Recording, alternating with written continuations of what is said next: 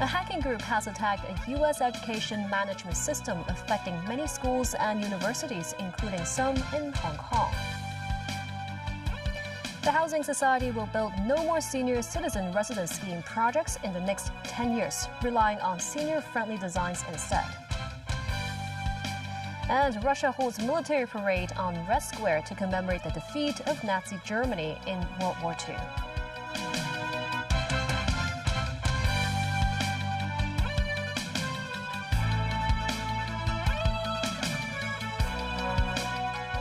Good evening, and thank you for joining us. A hacking group has attacked Canvas, a U.S. education management system for schools and universities, and stole data of millions of users. The data breach is estimated to have affected about 9,000 world institutions, including some in Hong Kong. A cybersecurity expert said that companies should be more proactive in protecting their network against hackers. Mo Seng-ai reports. Canvas is a cloud-based system used by millions of students and teachers across the world to manage assignments, course notes, and grades. On Friday, the Office of the Privacy Commissioner for Personal Data said 5 Hong Kong education institutions have been affected by the hacking attack, including the Polytechnic University, the University of Science and Technology, and the Academy for Performing Arts. The hacking group's Shiny Hunters has claimed responsibility for the incident. In a message reportedly said to have been delivered by the group to students, the hackers set a negotiation deadline of May 12 for Instructure, the parent company of Canvas. Shiny Hunters said it will leak the stolen data once the deadline is passed. A cybersecurity expert said that Instructure should respond to hackers to ensure the safety of students and teachers who are innocent in the incident. The affected party should be the service provider. So the service provider should think out a way to try to reduce the impact over their customers. Those leaked data can contain a lot of credentials of the students, teachers, and university system information or personal information. What do you think if those leaked data is published to worldwide? This is high impact over their personal privacy and the safety. Lai said companies with a large pool of customers should be more proactive in defending their network. He suggests they establish a threat intelligence team to gather information on different types of hackers and the potential ways of attack. Memos 9, TVB News. Hong Kong Housing Society will build no more senior citizen residence scheme projects in the next 10 years. Instead, the strategy will shift to focusing on unit design suitable for seniors. Mo Seng-ai again. 20 years ago, the Hong Kong Housing Society launched the Senior Citizen Residences Scheme, providing a one-stop solution for middle-class seniors aged 60 or above. Speaking on a radio program on Saturday, Hong Kong Housing Society Chairman Ling Ga-kun said that no more senior citizen residences scheme projects will be built in the next 10 years. Instead, the focus will be on equipping new housing estates with enhanced elderly-friendly designs to address demands from Hong Kong's aging population. For example, he said door handles and water taps will be designed with a longer handle and not round because the elderly's hands may be unable to cope with them in some cases.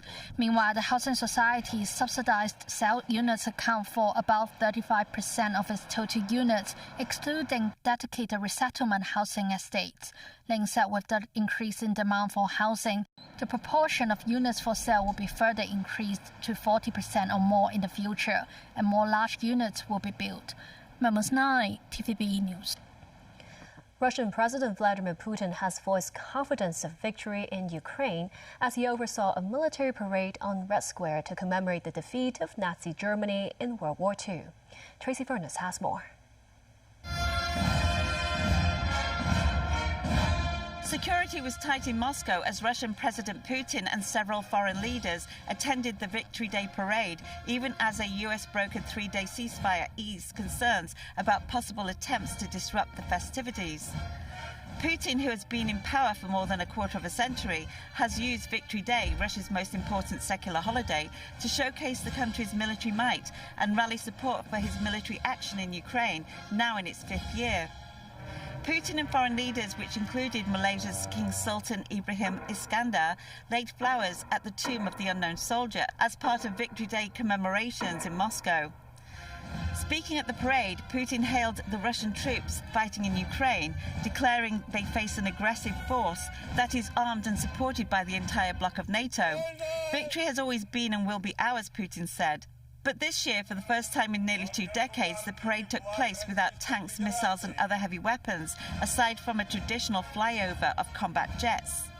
And for the first time, the parade featured troops from North Korea, a tribute to Pyongyang that sent its soldiers to fight alongside Moscow forces to repel a Ukrainian incursion into Russia's Kursk region.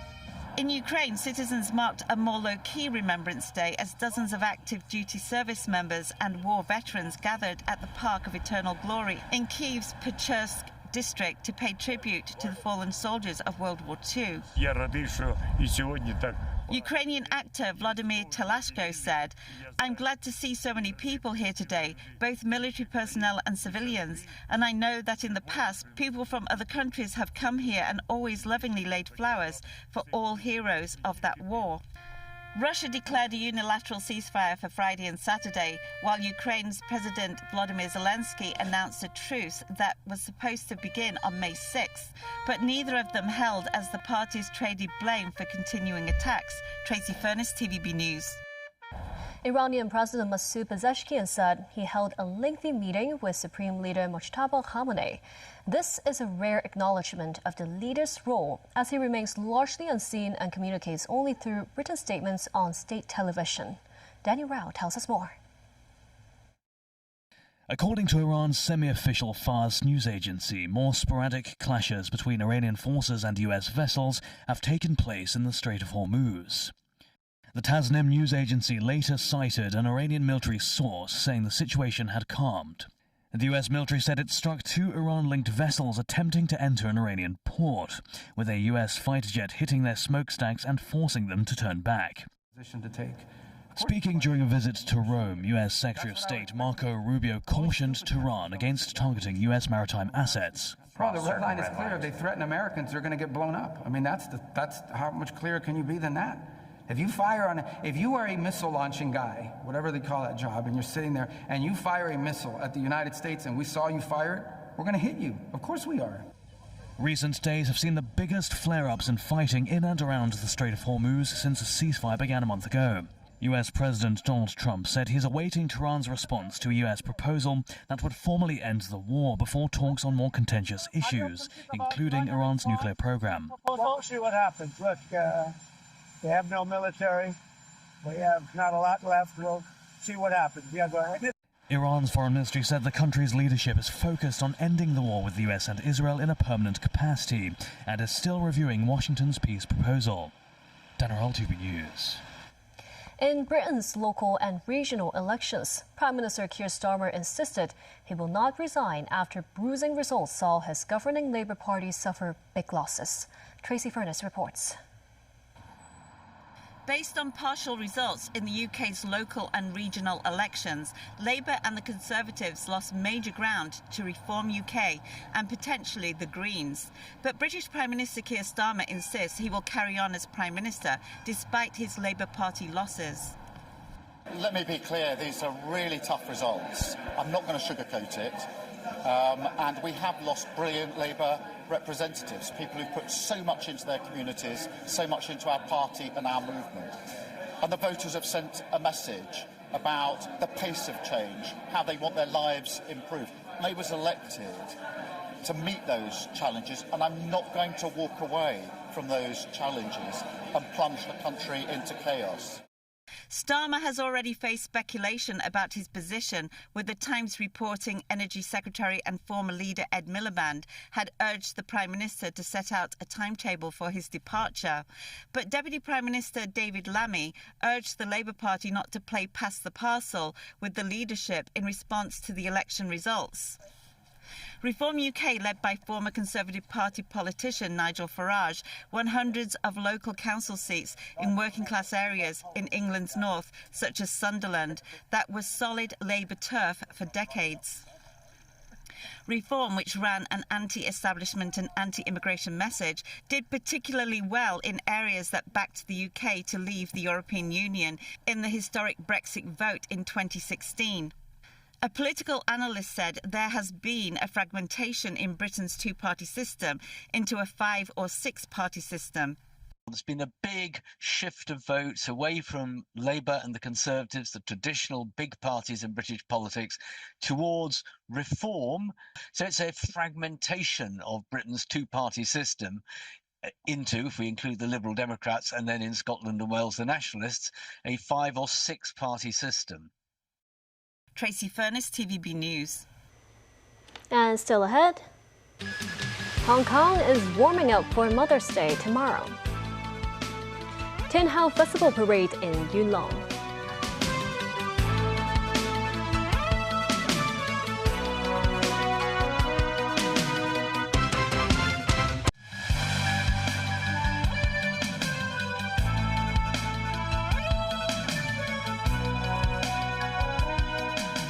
Welcome back. Tomorrow is Mother's Day. Some restaurants anticipate more prudent spending among patrons this year, while there are stepped-up discount campaigns among supermarkets to woo customers. On the eve of Mother's Day, the flower market in Mong Kok was already bustling with crowds in the afternoon. Children take the opportunity to express appreciation to their mothers.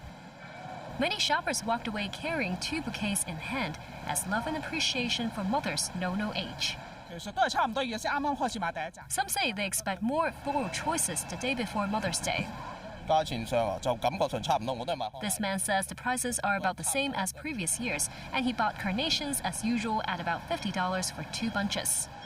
Some families say their Mother's Day celebrations will stretch across 2 days.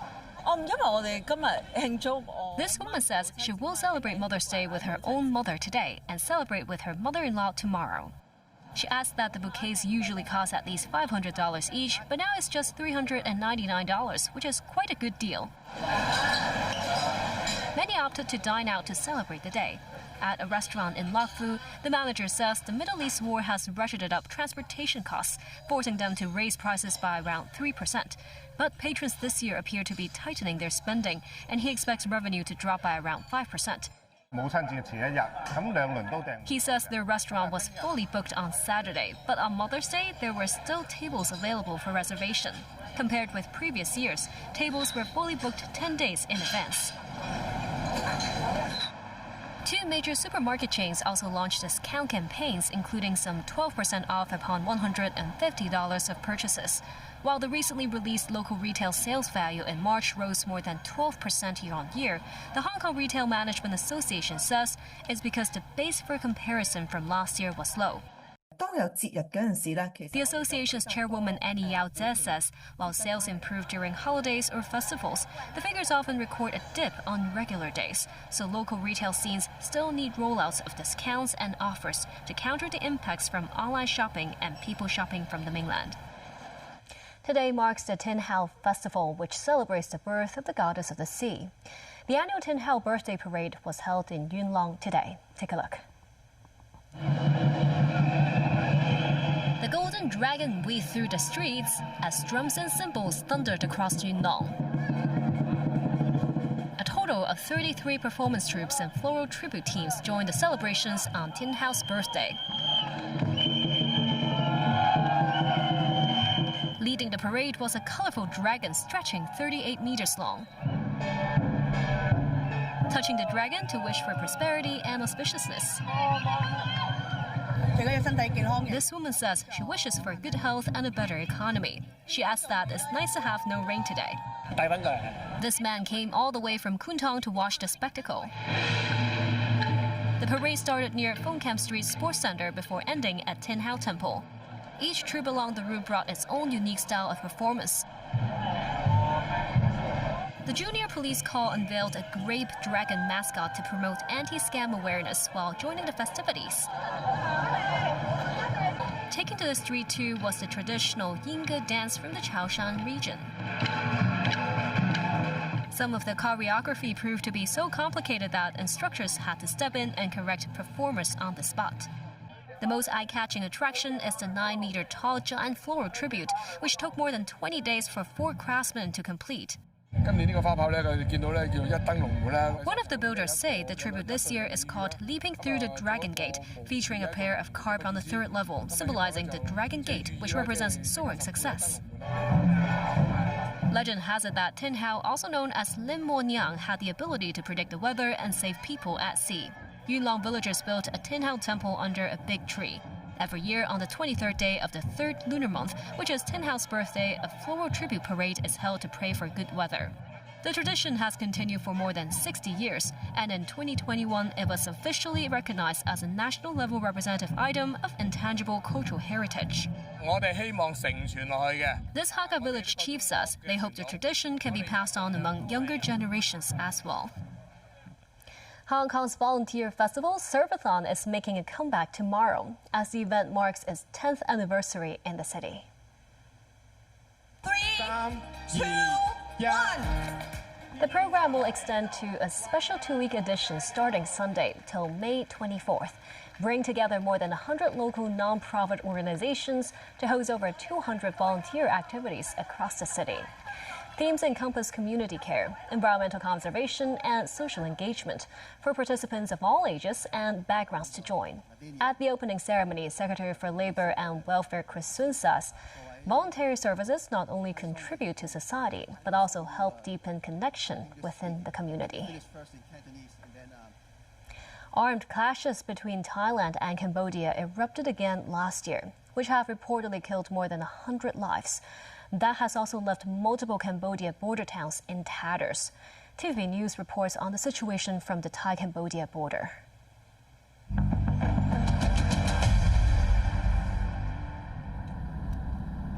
From Cambodia's capital, Phnom Penh, it takes nearly 8 hours by road to reach Oda Mien Che province along the Thai border. The closer to the frontier, the clearer the scars of war become. This is the Cambodian border town of Osmarch, where the customs building has been left structurally unsafe. After the Thai-Cambodian conflict unfolded, all land crossings between the two sides have been closed. Trade also ground to a halt. Border checkpoints now stand deserted. Cambodian officials say Thai troops attacked hotels and factories in Osmarch before taking over these buildings as surveillance points. While TVB News was filming, Cambodian soldiers repeatedly warned the crew not to make noise in case Thai forces were alerted. Once a bustling site, eateries and shops at the Osmarch marketplace still bear marks of shelling and gunfire. The border conflict between Thailand and Cambodia has dragged on for a century. Fighting flared up again last year, leaving over 100 dead. Following mediation by China, the two sides agreed to a ceasefire, but sporadic clashes continue.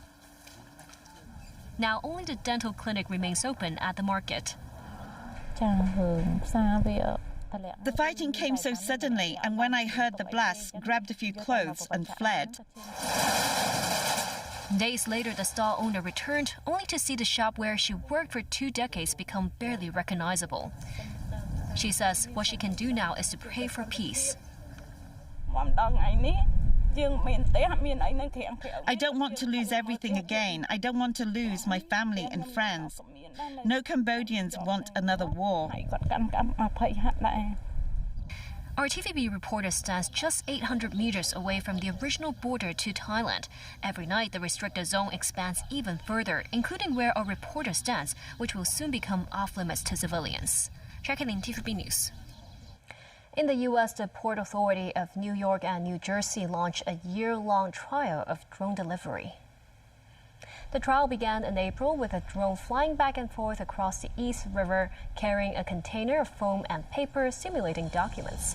The trial entails multiple round-trip flights between downtown Skyport and Brooklyn Marine Terminal. A round-trip flight across the East River takes around 6 minutes, a far shorter time compared with driving, which takes around 30 minutes. The world-famous wildlife documentary presenter David Attenborough has turned 100 years old. A birthday message to Attenborough was displayed in central London's Piccadilly Circus on Friday. Through BBC programs such as Life on Earth, The Private Life of Plants, and The Blue Planet, Attenborough has illuminated the beauty, ferocity, and sometimes weirdness of nature in a hushed, melodic voice that conveys his own awe at what he is witnessing. His broadcasting career began in the early 1950s after joining the BBC as a trainee producer. As a child, Attenborough collected fossils, stones, and natural specimens. And that's the news. Thank you for watching.